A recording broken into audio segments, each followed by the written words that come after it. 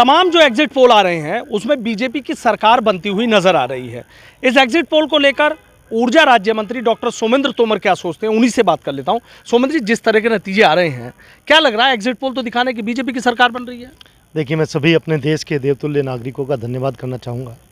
मैं देश के यशस्वी प्रधानमंत्री माननीय मोदी जी, जिनके नेतृत्व में और एक प्रधान सेवक के रूप में उन्होंने देश को आगे बढ़ाते हुए देश को विकास के पथ पर आगे बढ़ाया और देश का मान सम्मान बढ़ाने का काम देश के यशस्वी प्रधानमंत्री जी ने किया है। ये उसी का परिणाम है कि हमारा करिश्माई नेतृत्व और माननीय मोदी जी के द्वारा किए गए काम, जिन्होंने सभी वर्गों को, चाहे उसमें मजदूर हो, चाहे महिला हो, चाहे युवा हो, चाहे किसान हो, सभी वर्गों को प्रायोरिटी पर लेकर माननीय प्रधानमंत्री जी ने काम किया और ये उसी का परिणाम है कि देवतुल्य नागरिकों का आशीर्वाद भारतीय जनता पार्टी और हमारे एनडीए को मिला है। लेकिन राहुल गांधी और अखिलेश यादव तो एक तरीके से इस एग्जिट पोल पर ही सवाल खड़ा कर रहे हैं।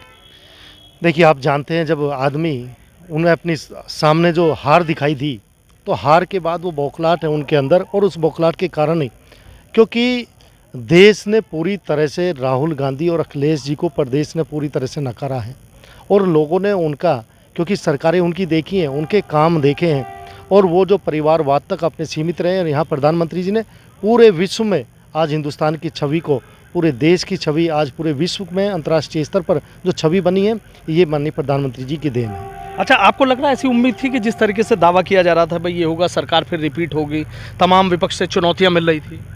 देखिए, जब हमारा कोई परीक्षा होती है और हम परीक्षा की तैयारी करते हैं और तैयारी होने के बाद मुझे लगता है जो परीक्षार्थी होता है उसे पता होता है कि मेरे कितने मार्क्स आएंगे।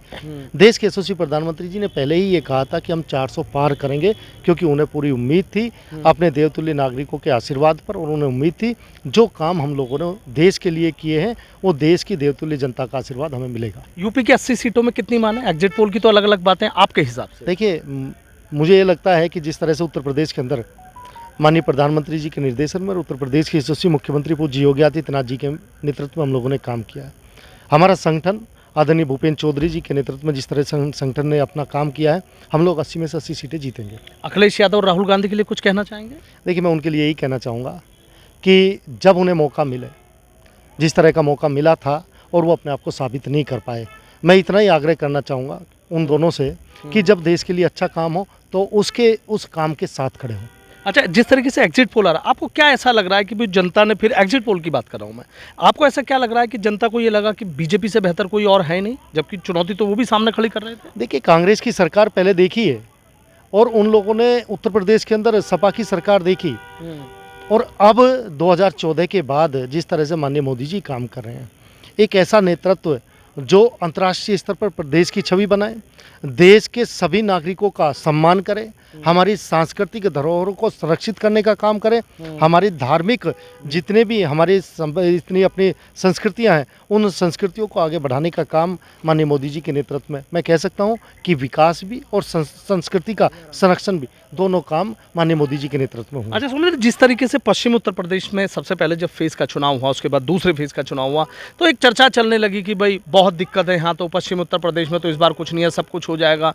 क्या लग रहा है, मतलब क्या वो एक चीज़ थी? देखिए, ये कुछ लोगों ने हवा बनाने का प्रयास किया और ये षड्यंत्र के तहत किया गया, लेकिन हम लोगों ने, हमारी सरकार ने धरातल स्तर पर काम किया है और उन सभी वर्गों का आशीर्वाद भारतीय जनता पार्टी को मिला और जो लोगों ने षड्यंत्र किया वो अपने षड्यंत्र में फेल हो गए।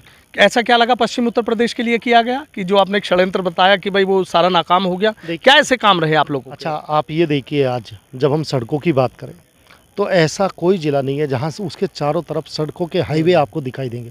आप जहाँ हम हैं, यदि मैं मेरठ की बात करूँ तो RRTS से लेकर हम लोग देख सकते हैं कि मेरठ के चहुमुखी विकास के लिए आज हमारी सरकार ने काम किया। प्रदेश की सरकार और केंद्र की सरकार दोनों ने मिलकर काम किया।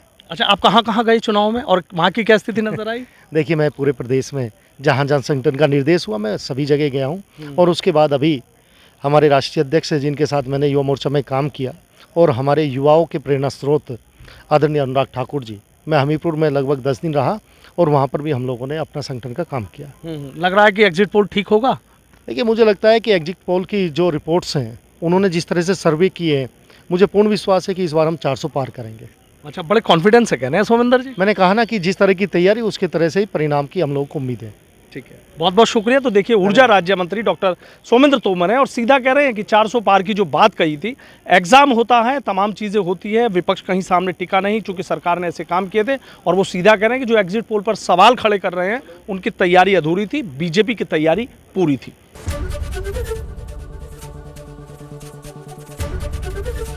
एबीपी गंगा, खबर आपकी, जुबान आपकी।